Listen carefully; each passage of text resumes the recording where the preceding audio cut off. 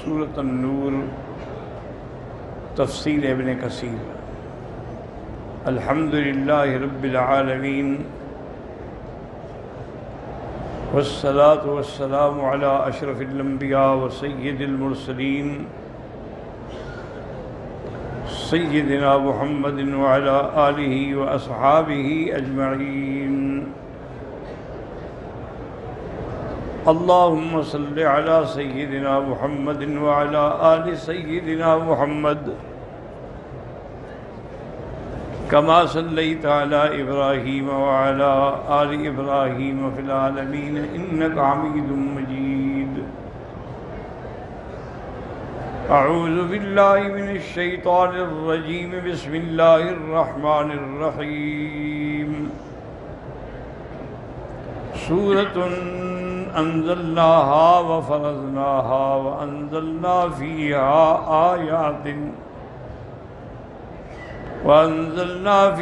آيات بينات لعلكم تذكرون۔ الزانية والزاني فاجلدوا كل واحد منهما 100 جلدة ولا تأخذكم بهما رأفة في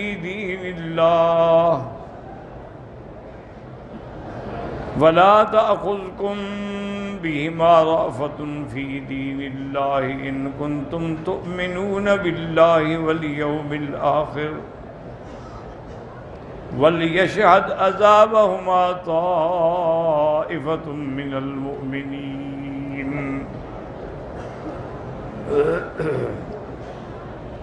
سورۃ النور سورۃ مدنیہ ہے، یعنی ہجرت کے بعد مدینہ منورہ میں نازل ہوئی،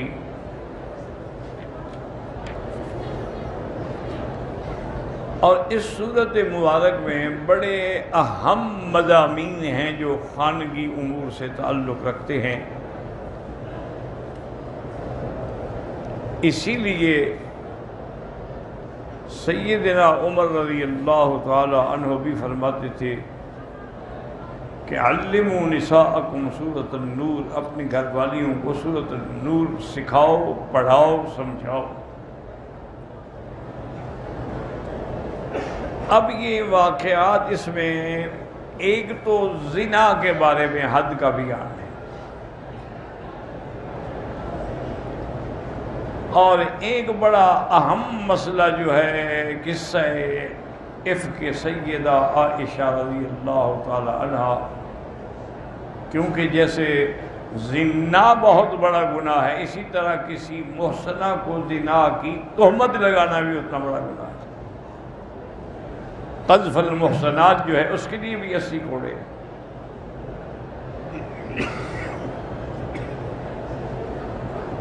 اب اس میں بڑا اختلاف ہے، یعنی اصحاب تاریخ کے پاس، کہ ایک غزوہ ہے غزوۃ الاحزاب،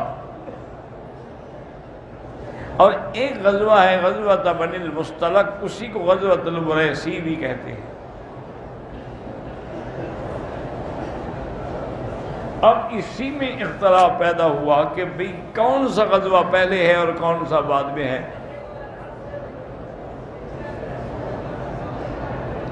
اسی لیے علماء کہتے ہیں کہ جب تک کسی انسان کو اللہ نے 15 علوم سے آشنا نہ کیا ہو، اس کو تفسیر قرآن کبھی نہیں بیان کرنی چاہیے۔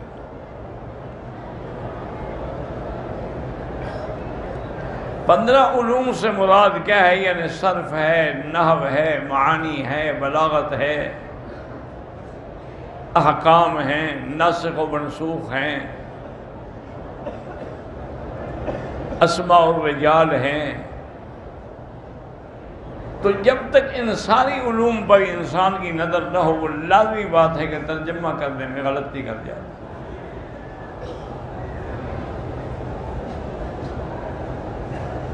جیسے کہ حضرت تھانوی رحمۃ اللہ علیہ کی خدمت میں ایک آدمی آیا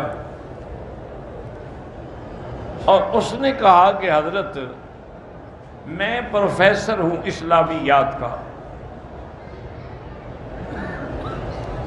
دوسری بات یہ ہے کہ میں عربی لغت کا بھی بہت بڑا ماہر اور مانا ہوا الحمدللہ استاد ہوں. میرا عربی لغت پہ بڑا عبور ہے اور مجھے دین سے محبت ہے، اس لیے قرآن سے بھی محبت ہے. لیکن میں جب مولوی حضرات کی باتیں سنتا ہوں کہ قرآن جو ہے کسی عالم کو بیان کرنا چاہیے، ہر آدمی بیان نہ کرے، تو میں حیران ہوتا ہوں. بھی جب میں عربی جانتا ہوں، پروفیسر ہوں اسلامیات کا، قرآن کئی دفعہ پڑھا ہے، کئی دفعہ پڑھا ہے کہ ہمیں اس کا ترجمہ نہیں، ضرور ہم مولوی کے پاس جائیں. یہ علماء جو ہیں کیا قرآن کے نعوذ باللہ ٹھیکیدار ہیں کہ ان کے بغیر ہمیں قرآن سمجھ ہی نہیں آتا؟ حضرت سنتے رہے، چونکہ حضرت تو بہت بڑے الحمدللہ بڑے حکیم الامت تھے،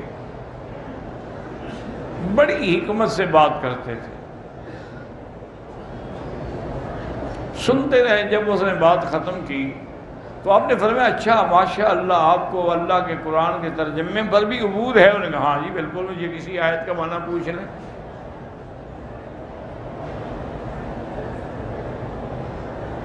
آپ نے فرمایا کہ قرآن پاک میں سورۃ الرحمن میں آتا ہے کہ وَالنَّجْمُ وَالشَّجَرُ يَسْجُدَانِ، اس کا ترجمہ کرو. انہوں نے کہا جی یہ تو بڑا آسان ترجمہ ہے کہ ستارے بھی اور درخت بھی اللہ کا سجدہ کرتے ہیں.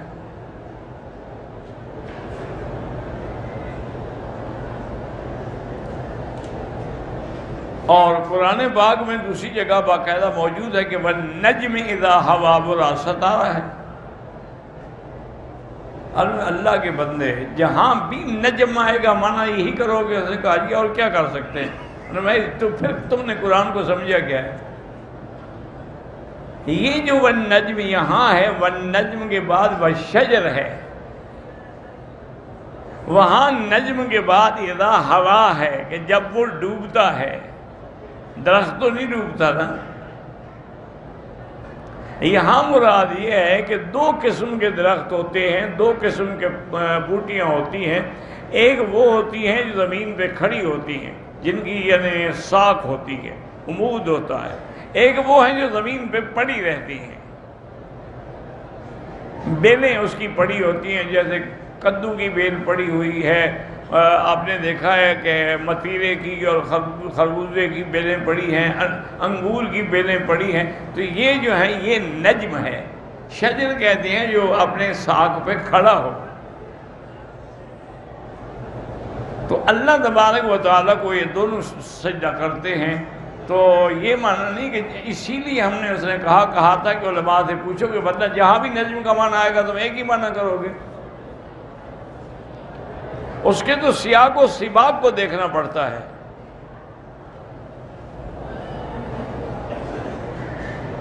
بعض اوقات ایک ہی لفظ ہوتا ہے لیکن اس کے معنی کئی ہوتے ہیں.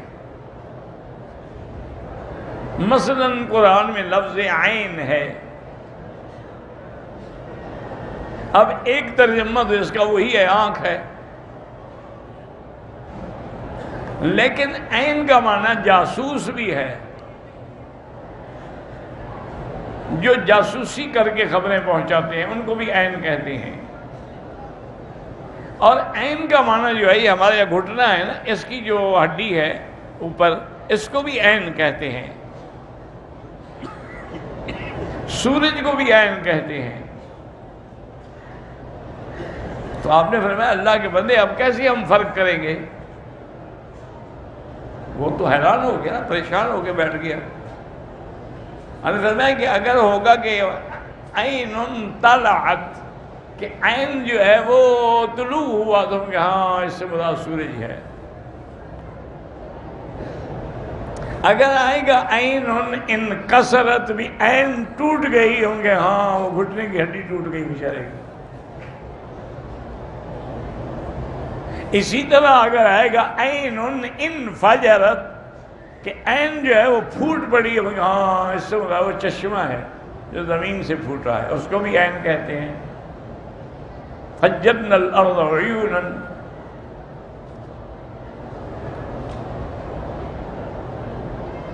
اور اسی طرح اگر کہیں کہ جاسوس نے خبر پہنچائی، کہیں عین الندا اخبرت، کہ جاسوس نے جب خبر دی تو آگے سیاق سباق جیسے بدلتا جائے گا، ترجمہ بھی بدلتا جائے گا۔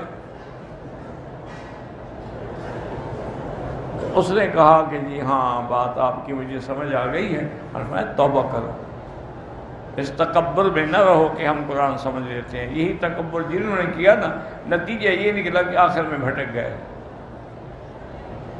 اب سر سید جیسا قابل آدمی، اتنا پڑھا لکھا آدمی، فارن کا پڑھا ہوا، جس نے وہاں کالجوں کی بنیاد رکھی، بڑی خدمت کی اس نے، لیکن ان کو بھی یہی شوق تھا مفسر بننے کا۔ ماشاءاللہ انہوں نے تو قرآن کی تفسیر بھی لکھی جس میں ایسی غلطیاں ہیں کہ کوئی جاہل بھی نہیں کرتا۔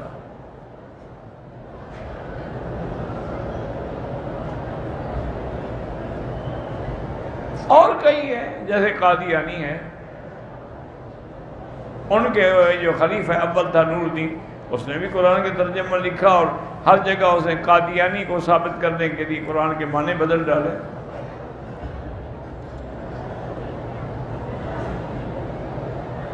اسی طرح جیسے آج کل وہ غامدی پیدا ہوا ہے، وہ کہتا ہے قرآن میں رجم کا قصہ ہے ہی نہیں، قرآن میں تو صرف کوڑوں کی سزا ہے، رجم کی تو سزا ہے ہی نہیں، رجم کا انکار کر گیا۔ اور بڑے بڑے لوگوں نے ٹھوکریں کھائی ہیں۔ نتیجہ یہی تھا کہ وہ کسی عالم سے نہیں پڑھے، اگر کسی عالم سے پڑھتے، ان سے پوچھ لیتے، مسئلہ حل ہو جاتا۔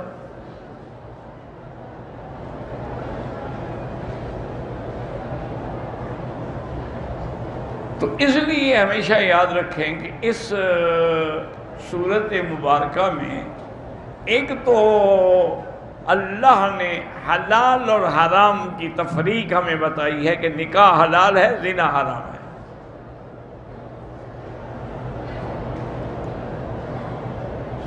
اسی طرح مملوکہ جو ملک العین ہے، یعنی وہ باندی جو ہمیں جنگ میں حاصل ہو، مال غنیمت میں، وہ بھی مجاہد کے لیے حلال ہے۔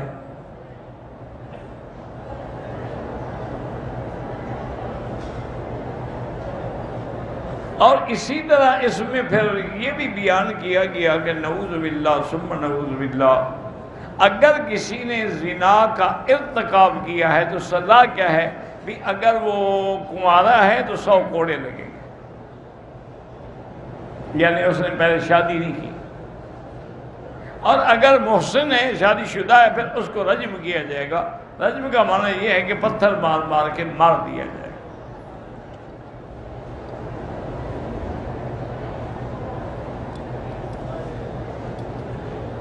ایک تو یہ مسئلہ ہے۔ دوسرا مسئلہ عفق جو میں نے عرض کیا تھا کہ غزوہ بنی المصطلق اور یعنی غزوہ مریسی سے جب حضور صلی اللہ علیہ وسلم، اصل میں اس غزوے پہ جب آپ گئے نا، منافق بھی سارے ساتھ مل گئے، چونکہ ان کو پتہ تھا کہ آگے مقابلے کرنے والی قوم ہے، وہ مقابلہ نہیں کر سکتی، مسلمان غالب آ جائیں گے، لہذا ہمیں مال غنیمت مفت میں ملے گا۔ ایسے موقع پر تو تلاش ہوتی ہے نا منافقوں کو۔ تو عبداللہ ابن ابی کی قیادت میں بہت سارے منافق جو تھے وہ بھی ساتھ چل پڑے۔ حضور نہیں روکتے تھے چونکہ ظاہراً وہ کلمہ پڑھتے تھے، نمازیں پڑھتے تھے۔ اب اتفاق کی بات یہ ہوتی ہے، باقاعدہ یہ حدیثوں میں یعنی سیاہ کی حدیثوں میں موجود ہے، بی بی عائشہ کی طرف سے بھی روایت ہے اور بھی روایات ہیں، خود بی بی عائشہ بھی بیان فرماتی ہے۔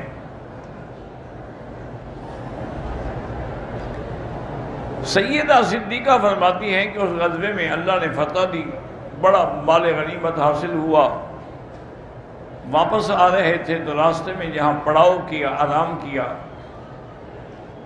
کہتی ہے کہ اللہ کی شان یہ ہے کہ تہجد کے وقت میں اٹھی تاکہ میں انسانی تقاضے پورے کرنے کے لیے قافلے سے دور چلی گئی، کیونکہ پہلے کو وہاں راستے میں حمام تھوڑے ہوتے تھے، مرد ہو یا عورت دور جاتے تھے تاکہ کسی کو پتہ بھی نہ لگے، کوئی آواز بھی نہ سنے۔ فرماتی ہے میں دور چلی گئی، واپس آئی، خدا کی شان ہے میرے گلے میں ایک ہار تھا، سپیوں کا ہار، سونے چاندی کا نہیں تھا، وہ بھی میں نے عاریتاً اپنی بہن بی بی اسما سے مانگا تھا، وہ ہار نہیں تھا میرے گلے میں۔ میں گھبرا گئی، بھی ہار کہاں گر گیا؟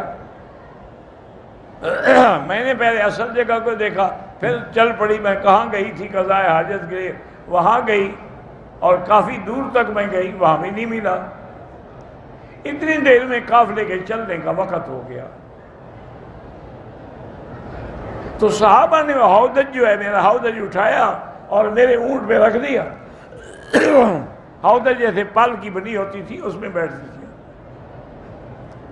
بی بی فرماتی ہے کہ ایک تو میری عمر چھوٹی تھی، دوسرا میرا بدن چھلیلا تھا، میرا کوئی وزن ہی نہیں تھا، اٹھانے والوں کو یہ پتہ ہی نہیں لگا کہ بی بی عائشہ اندر ہے یا نہیں ہے۔ قافلہ چل پڑا، میں واپس آئی، اب دیکھا، سوچا کیا کروں، کہ اگر میں قافلے کے پیچھے دوڑوں تو وہ اونٹوں کی رفتار ہے، میں ان کا مقابلہ تو نہیں کر سکتی،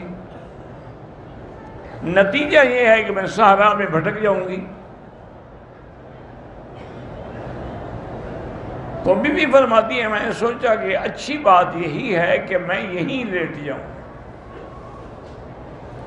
آخر جب یہ قافلہ رکے گا نماز کے لیے تو حضور میرے ہودج میں پتہ تو کریں گے نا، جب نہیں پائیں گے تو میری تلاش کریں گے۔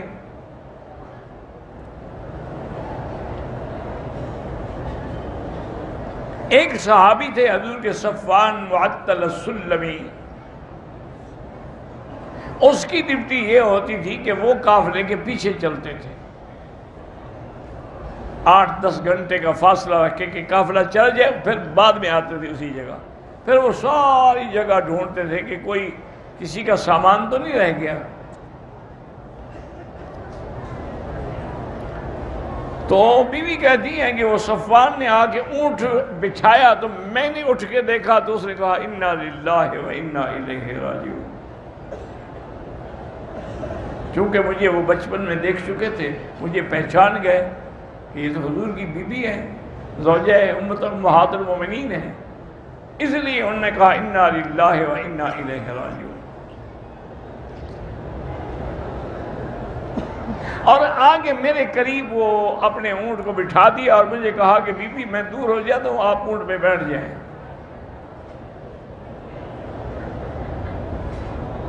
اللہ کی شان دیکھو، وہ کہتی ہیں کہ ان کو وہی ہار بھی نظر آ گیا، انہوں نے کہا یہ ہار بھی پڑا ہوا ہے، یہ بھی اپنا لے لیں۔ تو بی بی عائشہ فرماتی ہیں واللہ مجھے خدا کی قسم ہے میں نے ایسا پاک باز نوجوان زندگی میں نہیں دیکھا کہ اس نے میری طرف پھر دوبارہ نظر ہی نہیں اٹھائی، مجھے اونٹ پر چڑھانے کے لیے بھی سہارا نہیں دیا، میں بیٹھ جاتی، پھر وہ آگے مہار پکڑ کے چل پڑتے اور میں اونٹ کے اوپر۔ حضور صلی اللہ علیہ وسلم کے قافلہ جہاں رکا تھا اور بی بی نہیں ملی تو انتظار میں تھے، بی بی فرماتی ہیں کہ جب میں اونٹ پہ بیٹھی ہوئی صفوان کے ساتھ پہنچی تو حضور نے کہا الحمدللہ، اللہ کا شکر ہے، چونکہ حضور کو یقین تھا کہ ایک تو میری بیوی پاک ہے، دوسرا صفوان صحابی ہے، وہ بھی پاک آدمی ہے، لیکن عبداللہ ابن ابی منافق کو موقع مل گیا۔ دشمن تو پھر ایسے موقعوں کی تلاش میں ہوتا ہے۔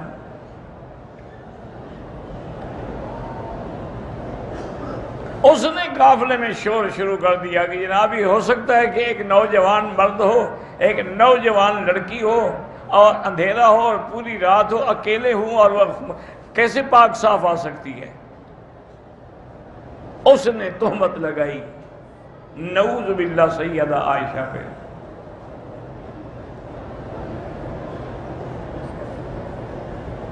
اور یہ بات پھیلتی گئی، حضور کو خبر ملی، حضور نے حکم دیا ابھی قافلہ چلاؤ۔ اب حضور نے مناسب یہی سمجھا کہ اب یہاں ہم تحقیق کریں، باتیں کریں، بات سے بات بڑھ جائے گی، اپنے حکم دیا قافلہ چلاؤ۔ راستے میں ایک جگہ رکے تو وہاں کچا کنواں بنایا جاتا تھا پانی کے لیے، فوراً کھدائی کر کے پانی نکالا جاتا تھا۔ قاعدہ یہ تھا کہ جب کنواں نکالا جائے تو پہلے حضور کی مشکیزیں بھرے جائیں، پھر حضرت ابوبکر اور حضرت عمر کے مشکیزیں بھرے جائیں، اس کے بعد جو ہے پھر باقی لوگ بھریں۔ کنواں بنا، حضرت عمر کا غلام جو تھا وہ مشکیزیں لے کے وہاں پہنچا تو وہاں عبداللہ ابن ابی کا غلام بھی مشکیزیں لے کے آیا ہوا تھا بھرنے کے لیے۔ انہوں نے کہا ٹھہر جاؤ، پہلے حضرت عمر کا بھریں گے پھر تم بھرو گے۔ انہوں نے کہا کیوں؟ حضرت عمر کا کیوں زیادہ حق ہے؟ اس سے بات بڑی، حضرت عمر کے غلام کے ہاتھ میں لاٹھی تھی، انہوں نے لاٹھی ماری تو اس کا سر پھاڑ دیا۔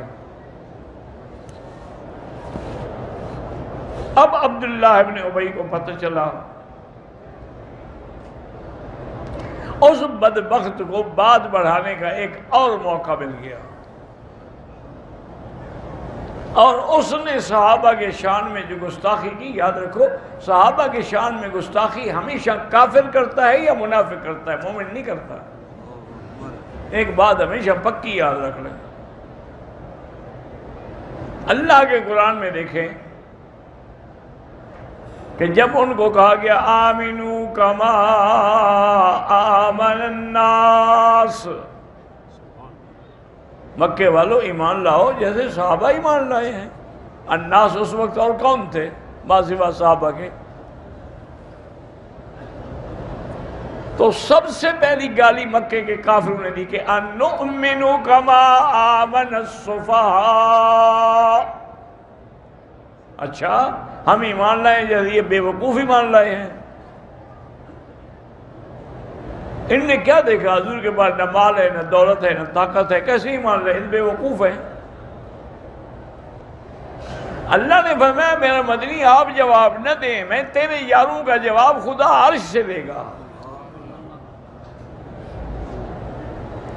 اللہ نے جواب دیا کہ الا انہم هم السفہاء ولکن لا یعلمون۔ اللہ نے فرمایا یہ بدبخت بے وقوف ہیں جو صحابہ کو بے وقوف کہہ رہے ہیں۔ ان کو صحابہ کے علم کا مقام ان کے مقامات کا پتہ ہی نہیں ہے، جاہل ہیں۔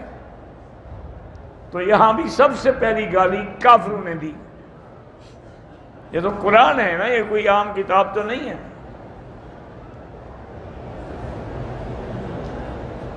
اسی طرح دوسری جگہ دیکھیں،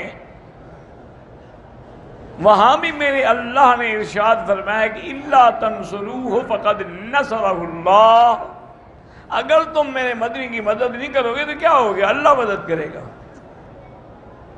اور وہ مدد کیسے کی؟ اذ اخرجہ الذین کفروا، جب کافروں نے نکالا تو اب نکالنے والے کافر تھے اور جانے والا نبی اور صدیق تھا،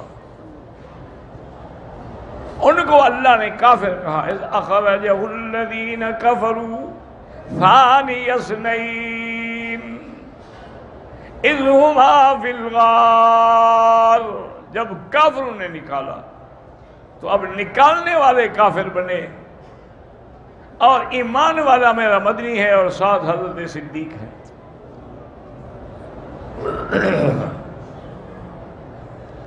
اسی لیے امام شافعی رحمت اللہ علیہ نے فرمایا کہ بھائی اگر قرآن کو دیکھو تو 3 جماعتوں کا ذکر ہے، تم خود غور کرو کہ کون سی جماعت میں ہو۔ تو ساتھیوں نے پوچھا حضرت کون سی جماعت؟ فرمایا والسابقون الاولون من المہاجرین، ایک جماعت تو وہ صحابہ مہاجرین کی ہے جنہوں نے مکہ سے ہجرت کی۔ دوسری جماعت کون سی ہے؟ والانصار، ایک مدینہ منورہ کے انصار ہیں جنہوں نے سینے سے لگایا۔ یہ 2، اور تیسرے کون ہے؟ فرمایا والذین اتبعوہم بإحسان، جو ان مہاجرین انصار کی اتباع کریں اخلاص کے ساتھ۔ تو یہ تین جماعتیں ہیں۔ فرمایا بھائی اب ہم نہ تو مہاجر بن سکتے ہیں نہ ہم انصار بن سکتے ہیں، وہ تو گزر گیا دور۔ اب ایک قسم باقی ہے کہ ہم ان کے غلام بن جائیں۔ اگر ہم ان کے غلام نہ بنے تو پھر ہماری خیر نہیں، پھر ہمارے لیے بھی جہنم ہے، چونکہ اللہ نے وعدہ ان تین سے کیا ہے کہ رضی اللہ عنہم ورضوا عنہ۔ تو عبداللہ ابن ابی بدبخت نے بھی صحابہ کو گالی دی کہ سمن کلبک یاکلک۔ ایک محاورہ بھی ہے، اس نے اپنے ساتھیوں سے کہا اچھا اسی لیے کہتے ہیں اپنے کتے کو کھلاؤ پلاؤ تاکہ تمہیں کاٹ کھائیں، ہم نے ان کو کھلایا پلایا ابھی ہمیں کاٹتے ہیں۔ یعنی اس نے صحابہ کے بارے میں یہ بات کی، اور پھر ان سے کہا کہ دیکھو دو باتیں یاد رکھو، ایک تو واپس جانے کے بعد لا تنفقوا علی من عند رسول اللہ، حضور کے بعد جو لوگ ہیں ان کو مدد نہ دیا کرو، نہ کھانا نہ پیسہ نہ کھجوریں، کچھ نہ دو، جب کچھ نہیں دو گے خود بخود بھاگ جائیں گے۔ اور دوسری بات یہ کی کہ لئن رجعنا الى المدینۃ لیخرجن الاعز منها الاذل، کہ جب ہم مدینے جائیں گے جو غالب ہیں وہ کمزوروں کو نکال دیں گے، مانا ہے کہ ہم غالب ہیں ہم نکال دیں گے ان کو۔ تو یہ بھی صحابہ کے خلاف اور عائشہ صدیقہ کے خلاف سازش کرنے والے کون تھے؟ منافق تھے۔ ہاں یہ اتفاق ہے بعض مسلمان بھی بیچارے ان کے پراپگنڈے کا شکار ہو گئے، جیسے حضرت حسان شکار ہو گئے۔ اچھا بی بی حمنہ، یہ بی بی زینب کی بہن ہے، بی بی حمنہ بنت جہش، یہ زینب بنت جہش کی بہن ہے، چونکہ اس کی بہن پر بی بی عائشہ سوکن تھی نا، تو اس غصے میں بی بی حمنہ بھی ان سے مل گئی، لیکن بی بی زینب نے کوئی بات نہیں کی۔ یہ اللہ کی شان ہے۔ اور جب واپس آئے حضور کی خدمت میں عبداللہ ابن ابی کا بیٹا حاضر ہوا، اس کا نام بھی عبداللہ تھا، عبداللہ ابن ابی۔ اچھا خدا کی شان ہے کہ باپ رئیس المنافقین تھا اور بیٹا مومن تھا پکا۔ وہ آیا اور نے کہا حضور مجھے پتہ لگا ہے کہ میرے باپ نے ایسی گستاخی کی ہے، آپ مجھے اجازت دیں میں اس کی گردن کاٹ کے آپ کے قدموں میں رکھوں۔ آپ نے فرمایا نہیں، لا تقتل، خبردار اپنے باپ کو کبھی قتل نہ کرنا۔ نے کہا حضور آپ کی گستاخی کے بعد وہ زندیق ہے؟ حضور بالکل نہیں، پھر لوگ کہیں گے کہ حضور اپنے ساتھیوں کو بھی قتل کرتے ہیں، ان کو موقع مل جائے گا اعتراض کرنے، بس اللہ پہ چھوڑ دو۔ لیکن اس سے صبر نہیں ہوا، وہ اپنے گھر کے دروازے پہ آ کے کھڑا ہو گیا اور تلوار نکال لی۔ اس کا باپ آیا اور کہا ٹھہر جاؤ، جب تک تم یہ نہ کہو کہ میں ذلیل ہوں اور محمد اور اس کے ساتھی عزیز ہیں اندر نہیں جا سکتے۔ تم نے ان کو ذلیل کہا ہے؟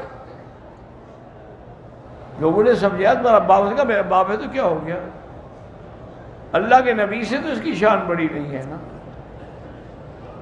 آخر اس نے کہا، جب اقرار کیا پھر اس نے تلوار ہٹے کہا آپ جاؤ گھر میں۔